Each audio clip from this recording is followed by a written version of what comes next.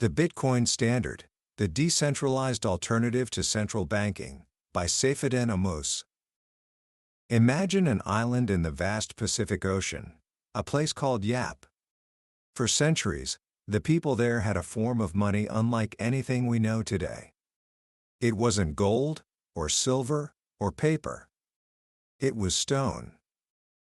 But not just any stone. These were massive, circular limestone discs, some as large as a car, with a hole carved in the middle. They were called rhinestones. What's fascinating is that these stones weren't even from Yap Island. They had to be quarried on an island hundreds of miles away and brought back on small canoes and rafts, a dangerous and difficult journey that sometimes cost men their lives. Once a stone arrived on Yap, it was placed in a prominent location for everyone to see. And it rarely moved again.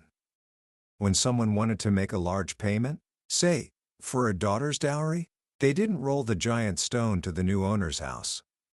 Instead, the owner would simply announce to the entire village, "This stone now belongs to that family." And because everyone on the island knew the history of every single stone, the ownership simply transferred in their collective memory.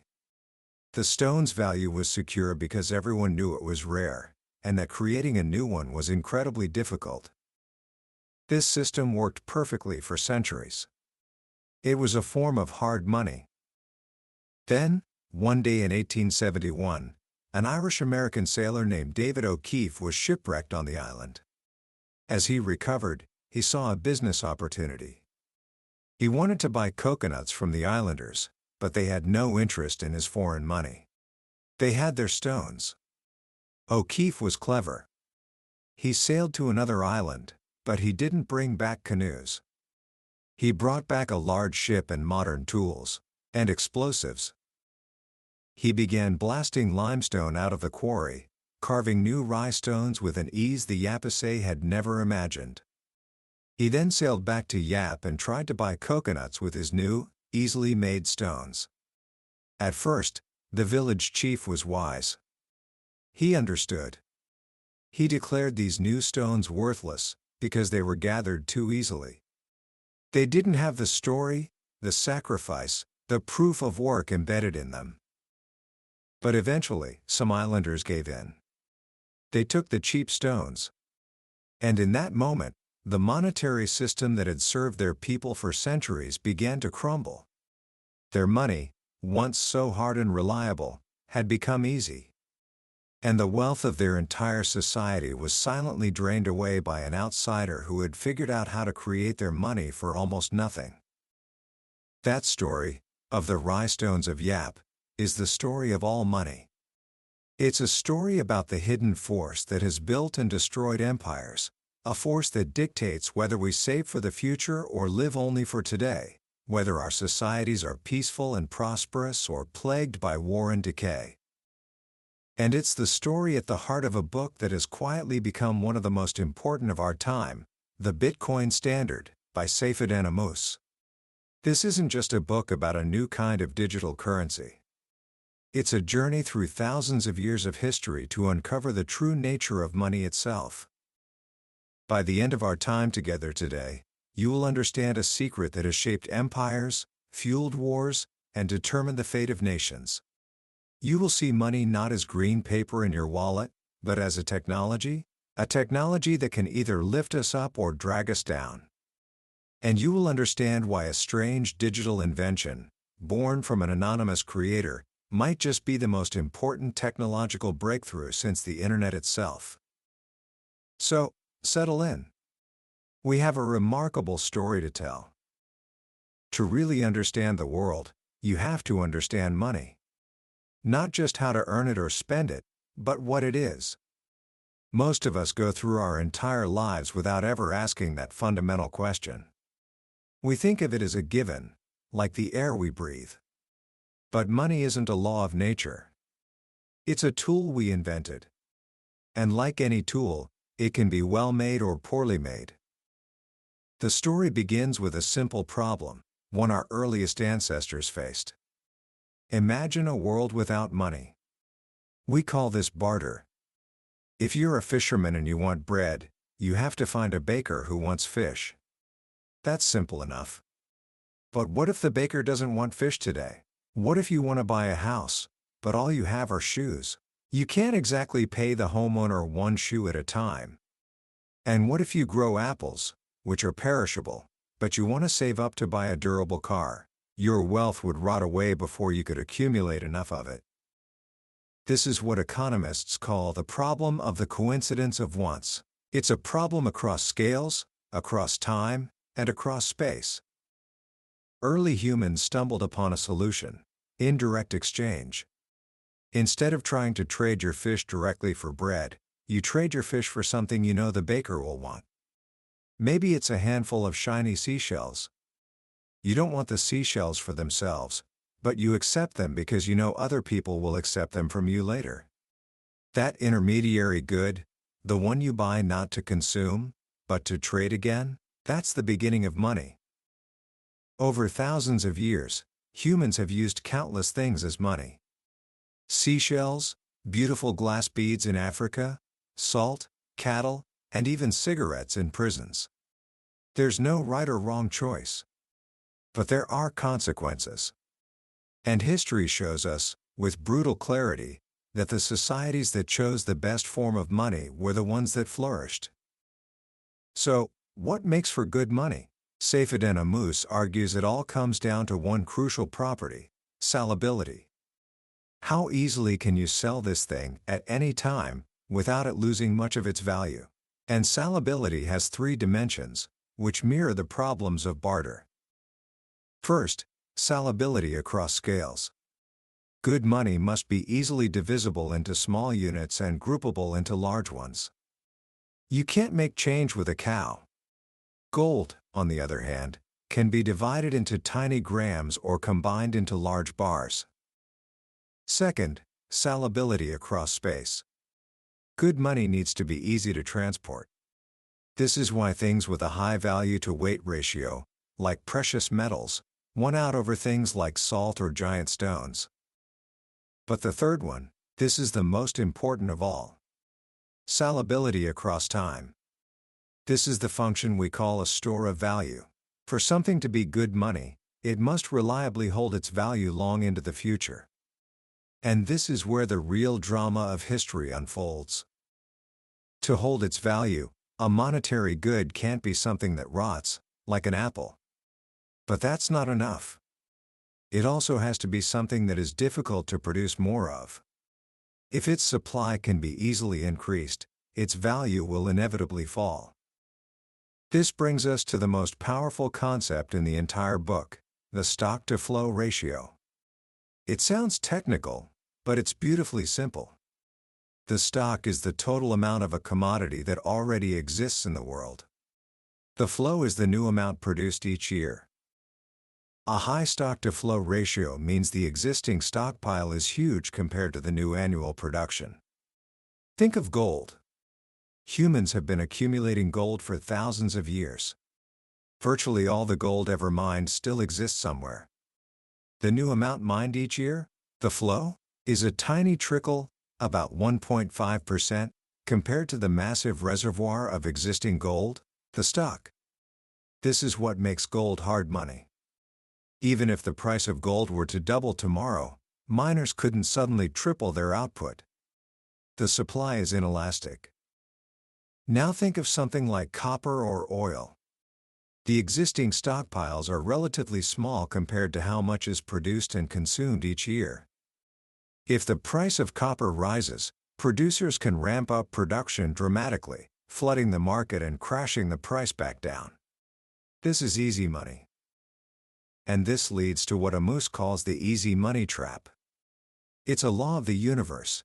Anything that people start using as a store of value will see its supply increase, as producers are incentivized to make more of it. And anything whose supply can be easily increased will destroy the wealth of those who used it as a store of value. This is exactly what happened to the Yapese with their rye stones when David O'Keefe showed up. It's what happened in West Africa, where precious agri beads, once rare, were used as money for centuries. When European traders arrived in the 16th century, they realized they could manufacture identical beads back home for next to nothing. They flooded Africa with these cheap beads, trading them for precious resources like gold, ivory, and tragically, even people.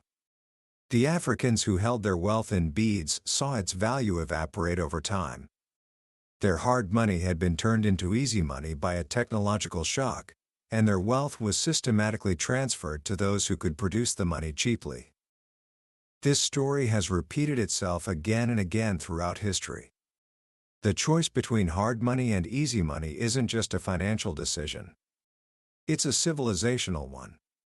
Societies that build themselves on hard money, money that is difficult to produce, are forced to become productive.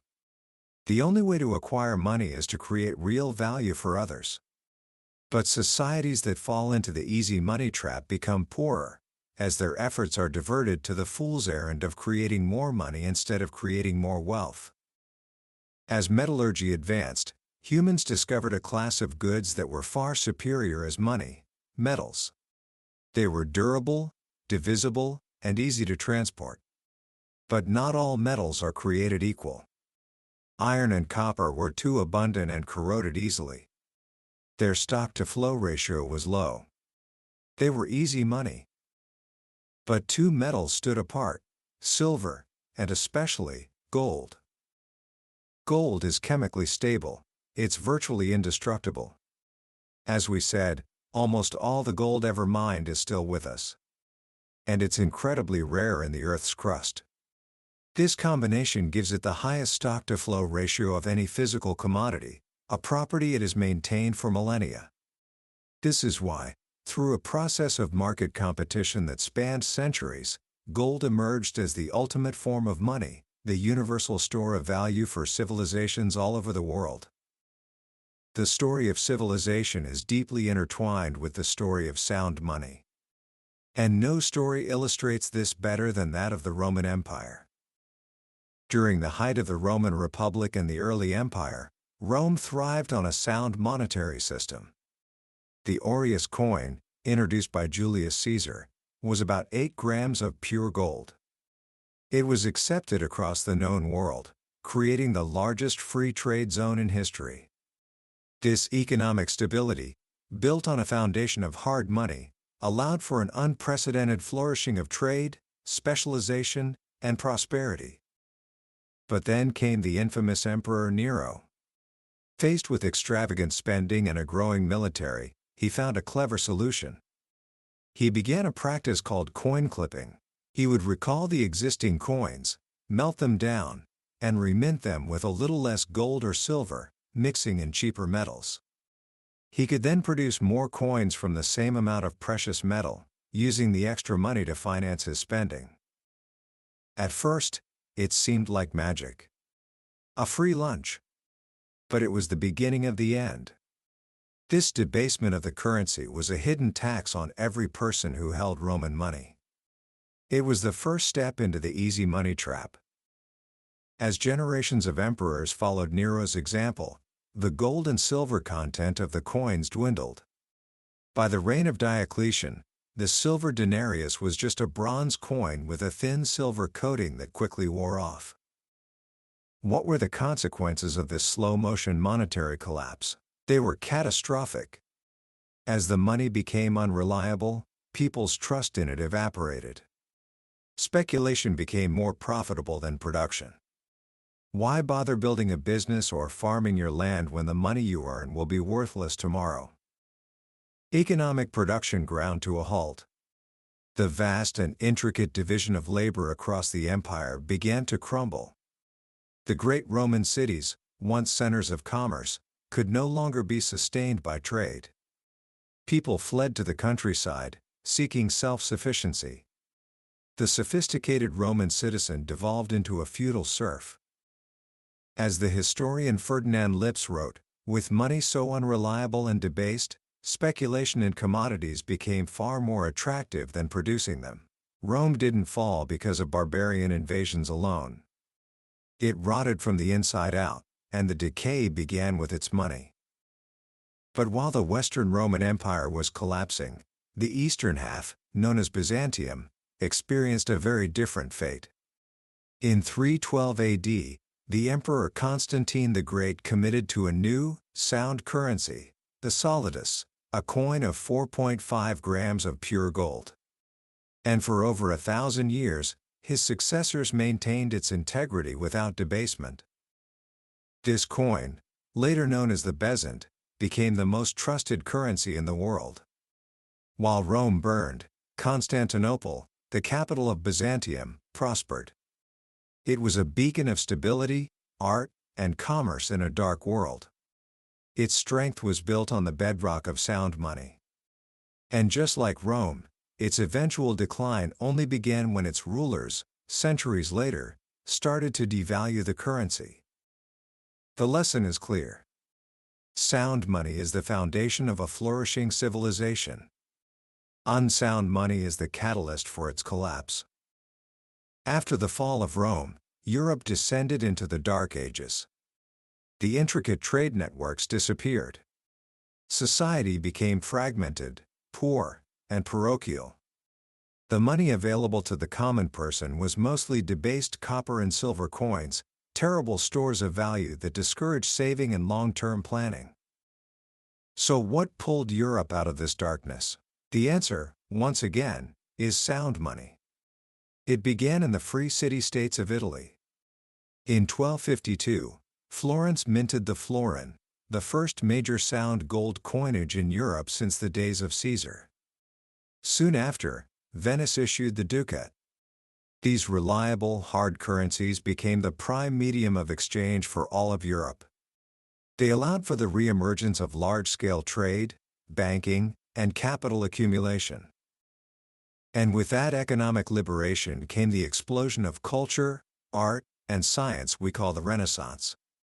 It's no coincidence that the greatest artistic flourishing in history was financed by wealthy patrons in Florence and Venice, patrons who had grown rich and could think long-term because they held their wealth in sound money. This brings us to one of the most profound ideas in the book, the connection between the soundness of money and our time preference. Time preference is simply how much you value the present compared to the future. We all have a positive time preference. We'd rather have a slice of pizza today than the same slice of pizza a year from now. The future is uncertain. But the degree of our time preference varies. A person with a high time preference is very present-oriented. They want immediate gratification. Think of a child who can't resist eating one marshmallow now, even if they're promised 2 marshmallows if they wait 15 minutes. A person with a low time preference is future-oriented. They are willing to delay gratification for a greater reward later. They are the child who waits for the second marshmallow. This isn't just a personality trait. It's the very essence of human progress. As humans lower their time preference, they stop focusing only on immediate survival and start saving and investing. They take time away from hunting with their bare hands to build a fishing rod. The fishing rod is a capital good. It can't be eaten itself, but it makes future production more efficient. This is the process of civilization, delaying gratification to accumulate capital, which makes our labor more productive, which improves our quality of life, which in turn allows us to think even further into the future. It's a virtuous cycle. A society with a low time preference is a society that builds cathedrals, invests in scientific research, and creates timeless art. A society with a high time preference is one that accumulates debt and consumes itself into oblivion. And what is one of the most powerful factors that shapes a society's time preference? The nature of its money. If you live in a society with sound money, money that holds or increases its value over time, you are rewarded for saving. Delaying consumption is a smart financial decision. This encourages a low time preference, not just in your finances, but in all aspects of your life. You become more likely to invest in your education, your health, your family, and your moral character. But if you live with unsound money, money that is constantly losing its value to inflation, saving becomes a fool's game. The money you put aside today will buy less tomorrow. the system punishes you for delaying consumption. It encourages you to spend your money as quickly as you get it, or even better, to go into debt. This fosters a high time preference. The future becomes a discounted blur. Life becomes about chasing short-term pleasures and ignoring long-term consequences. This is the hidden story of the last century. The late 19th century was a period known as La Belle Époque, the beautiful era. It was the golden age of the classical gold standard. For about 4 decades, from 1871 to 1914, most of the industrialized world was on a single sound monetary standard, gold. Different national currencies, the British pound, the French franc, the German mark, or just different names for specific weights of gold. The exchange rates between them were fixed and predictable. It was a time of unprecedented global trade, capital accumulation, and technological innovation. Inventions that define our modern world, electricity, the internal combustion engine, the automobile, the airplane, the telephone, were all born in this era of hard money and low time preference. It was a time of relative peace and incredible personal freedom. Governments were small and fiscally responsible, because they couldn't just print money to finance their ambitions. They had to tax their citizens, which placed a natural limit on their power. So what happened? What brought this beautiful era to a catastrophic end? The answer is World War I. In 1914, as the great powers of Europe prepared for war, they faced a problem. A war fought on the gold standard would be short, because governments would quickly run out of gold to pay their soldiers and buy weapons. So, one by one, they did something unthinkable. They suspended the gold standard. They told their citizens that their paper money was no longer redeemable for gold. They severed the anchor. With the discipline of hard money gone, governments could now finance the war simply by starting the printing presses. The war was no longer limited by the taxes they could collect, but by how much they could destroy the value of their people's savings through inflation. This is why a conflict that everyone expected to be over in a few months dragged on for 4 bloody years, consuming the wealth and lives of a generation. The suspension of the gold standard in 1914 wasn't just a temporary wartime measure. It was the beginning of a new era, the century of government money. The world would never be the same. Money was no longer a good chosen by the market, but a token controlled by the state. This is what Hayek called monetary nationalism. Each country now had its own floating fiat currency, its value manipulated by a central bank. The consequences were devastating. The 1920s saw hyperinflation in Germany, wiping out the savings of the middle class and paving the way for the rise of Nazism. In an attempt to prop up an overvalued British pound, central banks, led by the newly created U.S. Federal Reserve, engaged in monetary expansion that created a massive stock market bubble. We all know what happened next: the crash of 1929 and the Great Depression. The official story taught in schools is that the Depression was a failure of capitalism, and that the gold standard made it worse. This book argues that this is the exact opposite of the truth. The Depression was caused not by the gold standard, but by the move away from it, by the central bank inflation of the 1920s that created the artificial boom in the first place. The recession was the inevitable bust. The government's response, under both Hoover and FDR, was to double down on the problem. Instead of letting prices and wages adjust, they tried to prop them up with price controls, massive government spending, and further monetary manipulation. They prolonged the agony for over a decade. And the solution they landed on? Blame the last remnant of sound money. In 1933, President Roosevelt issued an executive order making it illegal for American citizens to own gold. The government confiscated its people's savings, and then immediately devalued the dollar against gold by 41%. The age of fiat money had truly begun. This new monetary system needed a new ideology to justify it, and it found one in the work of John Maynard Keynes. Keynesian economics turned centuries of economic wisdom on its head. It taught that saving was a vice, and spending was a virtue. It claimed that the cause of recessions was a mysterious flagging of animal spirits, and the solution was for the government to step in and spend more money, which it could create out of thin air. As Keynes famously said, in a perfect defense of high time preference thinking, in the long run, we are all dead. His ideas provided the perfect intellectual cover for politicians who wanted to promise voters a free lunch. This system, a world of floating fiat currencies managed by central banks with a mandate to inflate, is the one we live in today. It's a system that has led to a century of perpetual war, as governments can finance conflict without directly taxing their citizens. It's a system that has created the boom and bust cycle of the modern economy. The Austrian School of Economics, sidelined by the Keynesian Revolution, had a clear explanation for this. It's called the Austrian business cycle theory. In simple terms, when a central bank artificially lowers interest rates, the price of borrowing money, it sends a false signal to the economy. It's like a contractor who is told he has enough bricks to build 120 houses, when in reality he only has enough for 100. He starts all 120 projects, but halfway through, he realizes he's going to run out of bricks. He has to abandon the unfinished houses. These unfinished projects are what economists call malinvestments.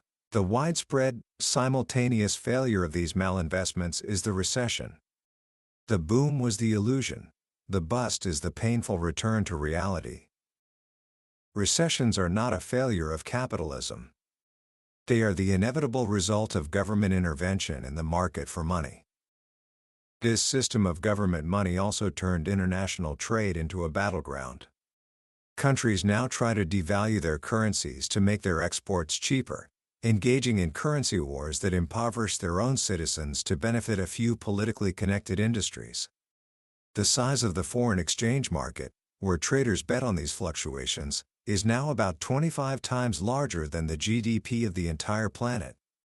That's a staggering amount of human talent and capital wasted on a zero-sum game that only exists because we abandoned a single, global, sound money.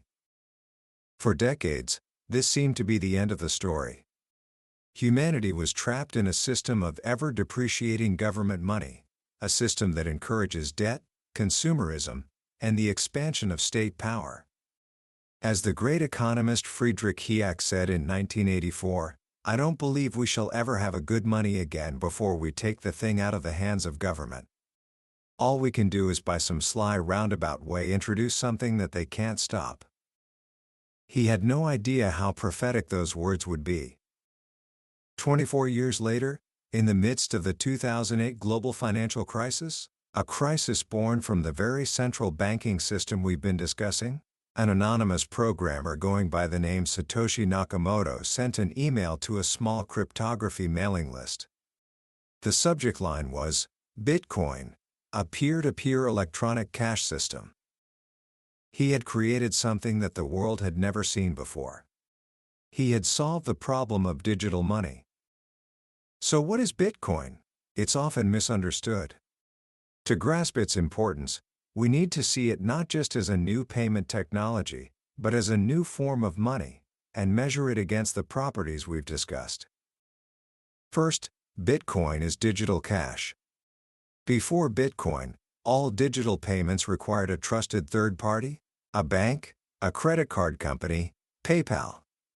This was because of the double spending problem.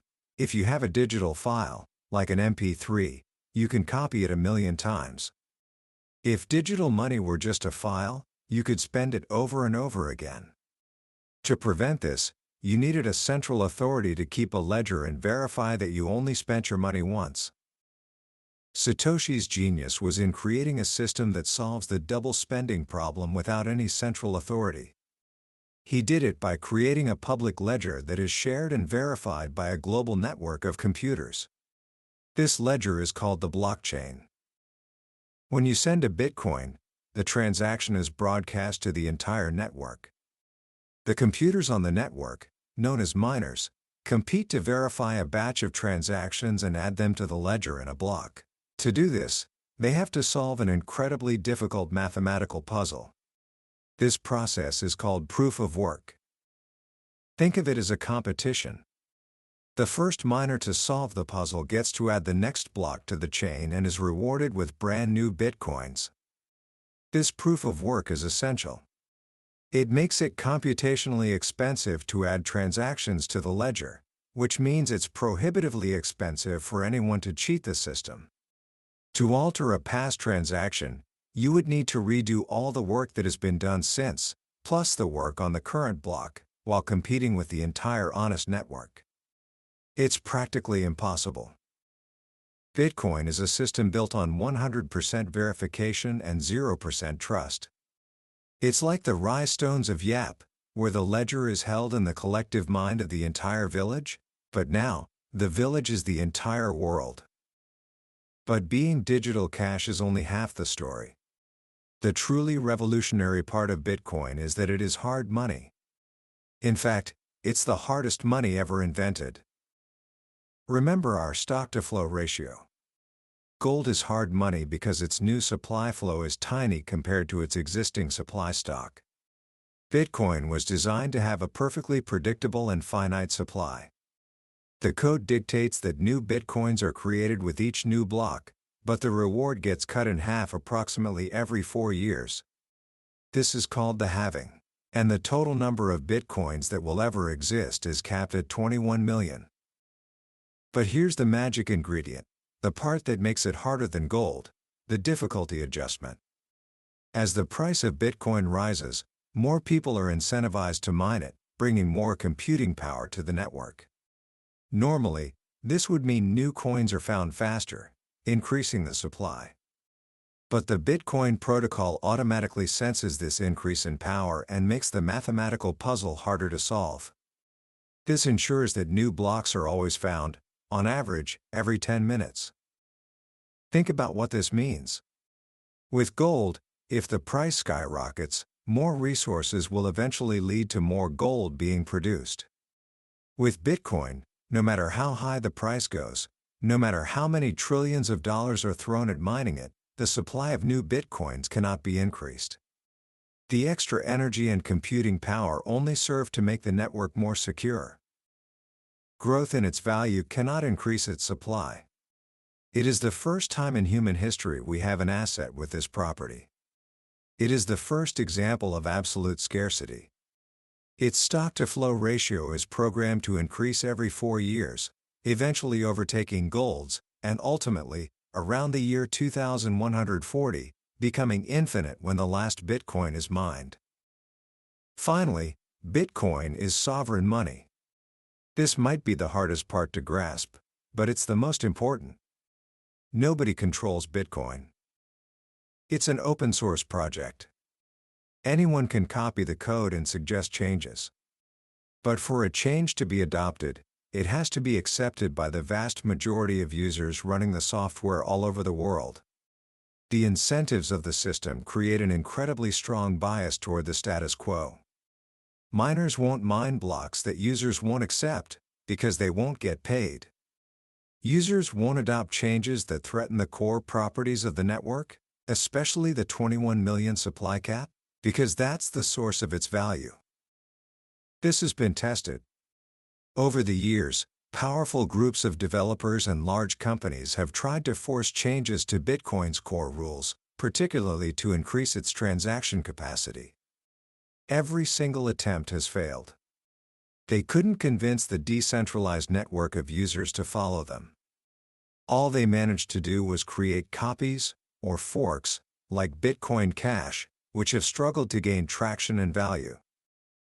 This demonstrates Bitcoin's incredible resilience, what Nassim Taleb calls anti-fragility.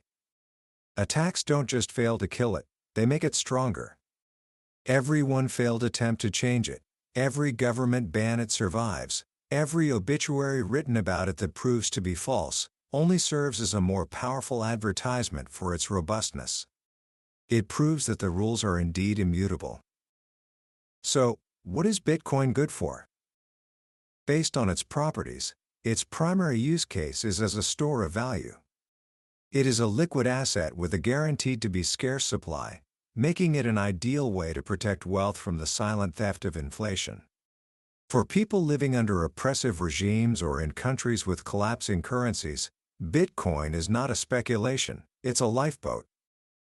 Its second major use case is as sovereign, censorship-resistant money.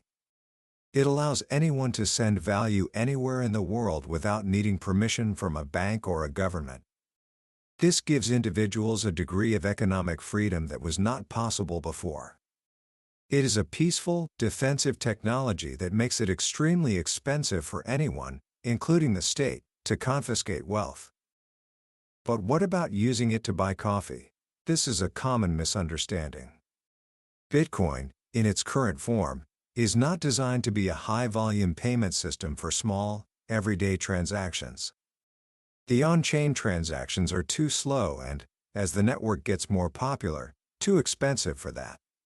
Trying to use the Bitcoin blockchain for every transaction in the world would be like trying to settle every credit card swipe with a physical bar of gold. Instead, Bitcoin is evolving into a final settlement layer. It's like the gold reserves held by central banks.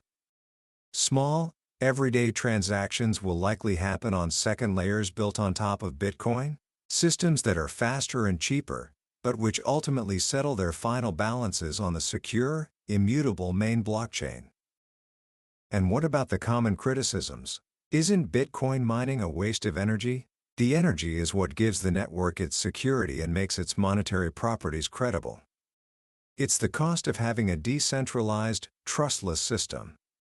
When you compare it to the enormous resources consumed by the traditional financial system, the skyscrapers, the servers, the business class flights, and, more importantly, the cost of the military-industrial complex required to back a fiat reserve currency like the US dollar, Bitcoin's energy use starts to look remarkably efficient.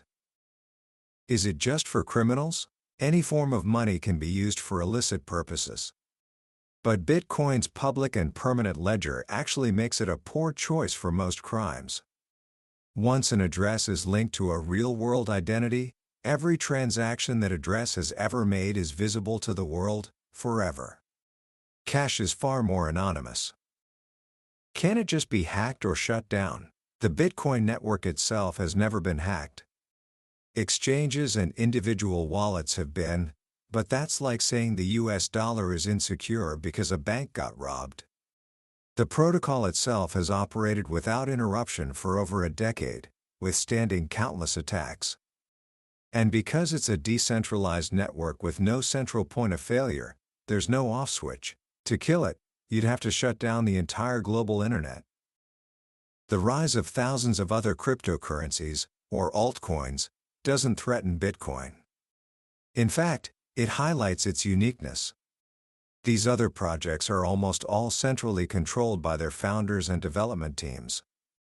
They can, and do, change their rules.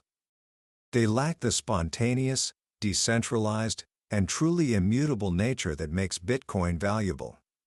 They are, in essence, a return to the easy money trap, just in a new digital form. Ultimately, Bitcoin is a profound technological and economic experiment. Its success is not guaranteed, but it represents a choice. For the first time in over a century, we have a viable alternative to the system of government-controlled money. It's a return to the principles of sound money, but in a new, digital form that is native to our globalized world. The journey through the Bitcoin standard is a powerful one. It forces us to look at the world through a new lens. It reveals that the quality of our money is not a trivial matter for economists to debate. It shapes the very fabric of our society and the character of our lives. The most powerful lesson, for me, is the concept of time preference. Sound money, by rewarding saving and future thinking, builds not just wealth, but civilization. It encourages the kind of long-term perspective that leads to great art, scientific breakthroughs, and strong families. Unsound money, by contrast, throws us into a perpetual present, a frantic race of consumption and debt that erodes our capital, both financial and moral. This isn't just an abstract theory about history. It's a deeply personal principle. When you understand time preference, you start to see it everywhere. You see it in your decision to study tonight instead of putting it off, to save a small portion of your allowance instead of spending it all, to choose the path of long-term fulfillment over short-term pleasure. Bitcoin, in this sense, is more than just a technology. It's a philosophical statement. It's a vote for a world with a lower time preference. So, how can we apply these profound lessons in our own lives, starting today? First, simply begin to observe your own time preference. For the next week, just notice the small trade-offs you make between your present self and your future self. Do you hit the snooze button, stealing a few moments of comfort from a more productive morning? Do you choose the easy, processed food over the healthier meal that takes a little more effort to prepare? There's no need for judgment. Just awareness. This simple act of observation is the first step toward making more conscious choices. Second, question the narrative of free. We live in a world where we are constantly told that governments can provide us with free education, free healthcare, and solutions to all our problems. The next time you hear a politician make a promise like this, or say that debt doesn't matter because we owe it to ourselves, ask the question this book teaches us to ask: who is really paying for this? And how is the value of my own savings and my future earnings being affected by the hidden tax of inflation? And finally, explore the rabbit hole. This book opens a door to a completely different way of seeing the world. You don't have to buy Bitcoin or become an expert overnight. Start small. Learn about the Austrian School of Economics. Read the original 9-page white paper that Satoshi Nakamoto wrote. It's elegant, clear, and will give you a deeper appreciation for the beauty of his invention. The Bitcoin Standard is more than a book about currency. It's a story about human freedom. It reminds us that the systems we live in are not inevitable. They are choices. And for the first time in a century, we have a new choice. A choice to build our future on a foundation that is solid, predictable, and within our own control. It's a choice for a lower time preference, for a more prosperous and peaceful world. The journey begins with understanding, and that's a journey I truly hope you'll continue. We've explored the grand sweep of history and ideas in the Bitcoin Standard today, but this is just the beginning of the journey. A summary like this is like looking at a map of a great city, but reading the book itself is like walking its streets, discovering its hidden alleyways, and feeling its heartbeat. If these ideas have sparked something in you, if you feel that pull of curiosity, I can't recommend enough that you pick up a copy. The real insights, the ones that anchor themselves in your mind and change how you think, are waiting for you in its pages. The link is in the description. And if this exploration brought you some value today, I'd be grateful if you'd hit that subscribe button. We dive into powerful books like this every week, unpacking the wisdom that can help us build better lives. Let's keep learning and growing together.